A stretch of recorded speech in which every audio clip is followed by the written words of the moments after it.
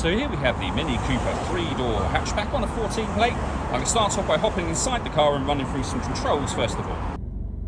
Okay, now that we're inside the car, we're going to start with the dials. On the left-hand side, we have the rev counter, we have the speedometer in the middle, and also the fuel gauge over to the right-hand side just there.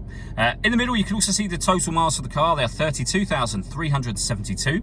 The information displayed above that can be changed using buttons on the steering wheel for various bits of trip computer and fuel economy information, or the digital readout for the speedometer that you see being displayed on the screen now.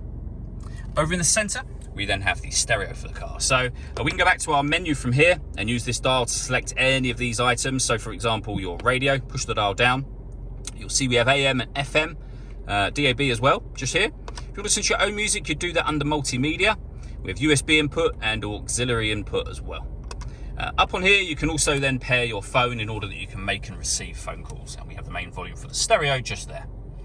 Below that, we have the air conditioning. So you can adjust the direction the air is being distributed in once it enters the car, the fan speed and the temperature. When you're happy with those settings, your button down here to turn the air conditioning off or back on again. You can recirculate the air that's in the car. That's a great way of heating it up or cooling it down quickly depending on the temperature you set just here. And we have a rear heated screen as well. Below that, we can turn off the traction control. We can start and stop the engine. And we can turn off the stop and start. This car is designed to cut out when it's stationary in traffic to save you fuel. That system is turned off at the moment.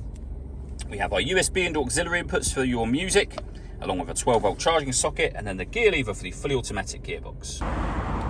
All that leaves me to say is thank you for taking the time to watch this video. If you'd like to come and see the car in person and have a test drive, please feel free to call any of our MJA sites. We'd love to hear from you soon.